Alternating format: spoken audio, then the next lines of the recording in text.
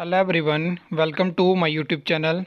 इस वीडियो में हम डिस्कस करने वाले हैं Himachal Pradesh public service commission Shimla की कुछ लेटेस्ट नोटिफिकेशंस, और ये पिछले कल वेबसाइट पे अपलोड हुई थी। तो यहाँ पे जो पहली नोटिफिकेशन है वो पर्सनालिटी टेस्ट का रिज़ल्ट है, मतलब फाइनल रिज़ल्ट है लेबर वेलफेयर ऑफिसर का, और ये फाइनली रिज़ल्ट आ चुका है। इसके बाद जो नायब तहसीलदार का मेंस होने वाला है उसके रिगार्डिंग एक और नया नोटिस आया हुआ है, तो उसको हम जो है वो फर्दर ब्रीफली डिस्कस करने वाले हैं। इसके बाद जो है एक और पर्सनैलिटी टेस्ट रिज़ल्ट है असिस्टेंट डिस्ट्रिक्ट अटॉर्नी का, तो यहाँ भी फाइनल रिज़ल्ट जो है वो आ चुका है। इसके बाद नेक्स्ट जो है वो ये भी रिज़ल्ट है स्क्रीनिंग टेस्ट का, ये रिज़ल्ट है assistant professor college cadre music का। इसके बाद दो रिजेक्शन लिस्ट आई हुई हैं, पहली है कमांडेंट जूनियर स्टाफ ऑफिसर और सेकंड है असिस्टेंट प्रोफेसर का जो एग्ज़ाम था एनवायरनमेंट साइंस का, तो यहाँ पे रिजेक्शन लिस्ट आ चुकी है। तो मैं आपको बताना चाहता हूँ कि जब भी कोई Himachal Pradesh public service commission Shimla का रिज़ल्ट आना होता है तो उससे पहले एक रिजेक्शन लिस्ट आती है जिसमें कि कुछ कैंडिडेट का नाम होता है और उनको कहा जाता है कि आप अपने डॉक्यूमेंट सबमिट कराइए। अगर वो नहीं करवाते हैं तो एक फाइनल रिजेक्शन लिस्ट आती है, उसके बाद आपको फाइनल रिज़ल्ट देखने को मिलता है।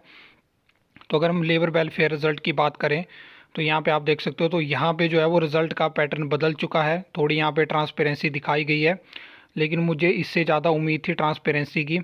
यहाँ पे इंटरव्यू में कितने लोग क्वालिफाई हुए थे वो भी मेंशन है। उसके बाद जो नंबर ऑफ़ पोस्ट थी जो एडवर्टाइज हुई थी, कितने कैंडिडेट उन पे रिकमेंड किए गए हैं और कितनी वैकेंट रही है, वो पूरा डेटा यहाँ पे आपको देखने को मिलता है। और यहाँ पे आपको रोल नंबर भी देखने को मिलते हैं, नाम भी, और किस कैटेगरी में किसकी सीट है वो भी यहाँ पे आपको देखने को मिलता है। तो थोड़ी जो कंप्लेंट मेरी यहाँ पे रही, तो मैं ये चाहता हूँ कि फ्यूचर में यहाँ पे दो कॉलम और ऐड हो जिसमें कि जो कैंडिडेट सिलेक्टेड हैं उनके जो रिटर्न में मार्क्स थे, उनके जो इंटरव्यू में मार्क्स थे वो मेंशन होने चाहिए, क्योंकि उससे और ट्रांसपेरेंसी क्रिएट होगी। हमें देखने को मिलेगा कि इंटरव्यू में उनको ज़्यादा मार्क्स मिले, रिटर्न में उनके कम थे, या रिटर्न में उनके ज़्यादा थे उनको इंटरव्यू में मार्क्स कम मिले।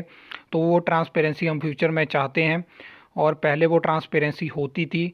और पहले जो था वो रिज़ल्ट कुछ इस तरह से आता था कि ओवरऑल मेरिट लिस्ट आती थी, फिर उसमें जो है वो 3 गुना जो टॉप में रहते थे उनके नाम पहले लिखे होते थे। उसके बाद जो इंटरव्यू का रिज़ल्ट आता था उसमें रोल नंबर के हिसाब से आगे मार्क्स लिखे होते थे, तो क्लियर हो जाता था पुरानी लिस्ट देख के कि इस रोल नंबर के इस नाम को इसके रिटर्न में इतने थे और इंटरव्यू में इतने हैं। असिस्टेंट डिस्ट्रिक्ट अटॉर्नी में भी यही पैटर्न को फॉलो किया गया है। तो यहाँ मैं आपको बताना चाहता हूँ कि 2017 से 2022 के बीच में ट्रांसपेरेंसी ख़त्म हो गई थी, और 2023 लगते ही नई सरकार आते ही ट्रांसपेरेंसी फिर शुरू होगी। तो आप इशारा समझ सकते हो, और अगर आप समझ गए तो कमेंट सेक्शन में कमेंट करके ज़रूर बताना। और नायब तहसीलदार के रिगार्डिंग ये प्रेस नोट है, तो यहाँ पे एक्स्ट्रा टाइम दे दिया गया है, 8 तारीख तक जो है वो पोर्टल अब खुला है। तो जो भी अपनी ऑनलाइन एप्लीकेशन सबमिट जिन्होंने नहीं करी हुई है तो वो कर सकते हैं, 6 से 8 के बीच में ये वेब पोर्टल ओपन रहेगा। तो कुछ इस तरह से ये टोटल नोटिफिकेशंस थी। बाकी अगर आप इनकी जो है वो पीडीएफ डाउनलोड करना चाहते हो तो ऑफिशियल वेबसाइट में आपको जाना है, वहाँ पे आप इसको डाउनलोड कर सकते हो। इसके बाद जो भी नोटिफिकेशंस की वीडियो मैं शेयर करूँगा तो वो जहाँ पे पोर्टल होगा वहाँ का जो लिंक है वो डिस्क्रिप्शन में पक्का हुआ करेगा, तो आप वहाँ पे जाके डायरेक्ट इनको डाउनलोड कर सकते हो। तो आई होप आपको ये वीडियो अच्छी लगी होगी, इन्फॉर्मेटिव लगी हो। वीडियो को लाइक कमेंट शेयर कर सकते हो, चैनल को सब्सक्राइब कर सकते हो फर्दर न्यू अपडेट्स के लिए।